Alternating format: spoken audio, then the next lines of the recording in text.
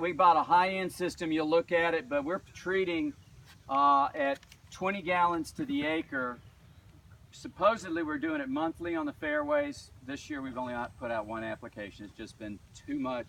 We were trying for every 2 weeks on greens and tees, and that's what we were consistently for the last couple of years. It costs $1.23 an app per acre. Nothing. And the neat thing is we're grabbing all the biology diversion we can. We're taking thermal, we're taking verma, we're taking our in-house worm. We're going in the woods and taking decayed tree matter.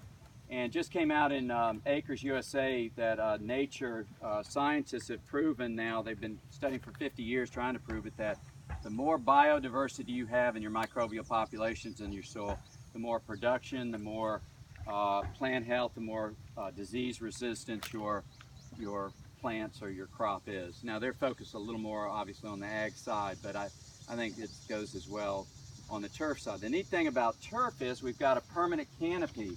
When you think of ag and it's in hot baked clay, microbial populations, it's tough for them to survive. So we've got water, we've got air, and so we've got a great base to get a very good population. But you know what I'm seeing is the pesticides we use, it's kind of like we've gone resistance to herbicides, we've gone resistance to fungicides, you know, glyphosate in the ag industry, there's resistant weeds now. And I look at it on turf. We're nuking our greens with these different fungicides and pesticides, same things over and over and over again. I think we still have a hell of a microbial activity and biomass down there, but we have eliminated probably a lot of bacteria and fungi that are helpful to us.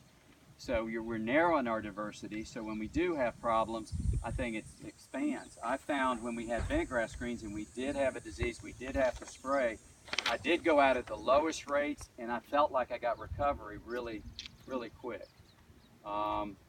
You know, but I almost thought after a couple of years we were bulletproof because we were down to 3 fungicides from an average of 15, and I thought, golly, have I figured it out. But then we had a really bad summer, and you know, it was on me early, and the other guys were spraying in March, and we didn't spray till June, and we were caught up, and we were getting hammered by disease because we just, you know, just too stupid about it, seeing how far we could go. But again, you don't know how far you can go until you go too far, and I have an owner so far that's kind of with me a little bit. He was sweating bullets this spring when the members were just outraged at how thin our fairways. Good golfers loved it, get extra roll, but this is what my golfers want. They want lush. So, Mark, do you have organic matter measurements on your fairways? I do with the soil health testing. I do, you know, and I've taken like 20 of those, and I've gone them in the rough, I've gone in the natives, I've gone on fairways and new fairways and old fairways where we did the construction Mike was talking about on that second part of 12, all new hard clay. So I felt like I got a baseline so I can look at my carbon inputs and my soil health with the microbial populations and nutrient. So I do, and I'm going to follow that yearly just to track it and see if we can improve on those numbers.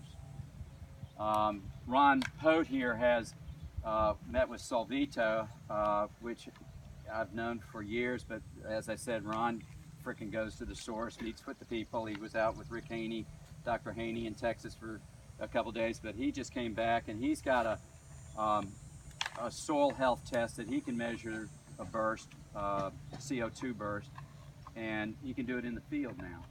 So you could take a sample right in the field and test that just to see what your health is and compare it.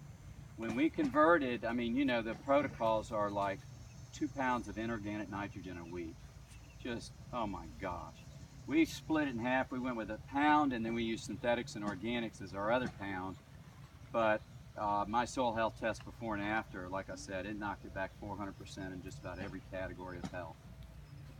And we're gaining on it. But I had the worst diseases in the fall. It was a bad year for Bermuda grass disease. This was last year? This is last year. I wasn't expecting to spray for disease, and my gosh, I wanted to go back to bent where I didn't have to spray as much. But in the spring, we did spray once for dollar spot and several times in the early spring for algae, but we've kind of stopped since Marchish, and we haven't put anything else out. We didn't really go with mini ring.